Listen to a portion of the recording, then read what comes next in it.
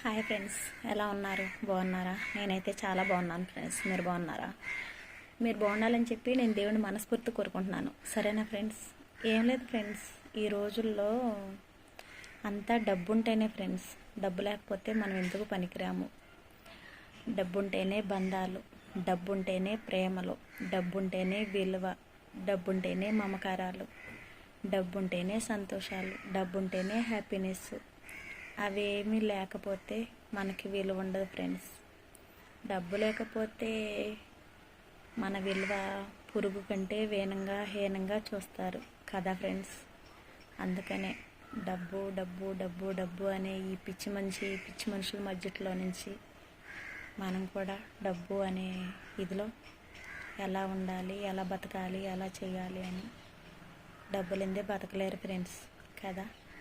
డబ్బే సర్వస్వం, డబ్బే లెక్క, డబ్బే సర్వస్వం, అన్నీ డబ్బుతోనే ఉన్నాయి కదా. ఏం చేద్దాం, డబ్బున్నవాడికేమో ఆరగం జబ్బు, లేనడికేమో ఆకలి జబ్బు. ఏం చేస్తాం ఫ్రెండ్స్? సరేనా? ప్రేమలో మమకారాలు అవన్నీ హ్యాపీనెస్ అన్నీ రావాలంటే డబ్బు ఉంటేనే ఫ్రెండ్స్. అవి రెండు లేకపోతే మనం ఎందుకు పనికిరాము. సరేనా?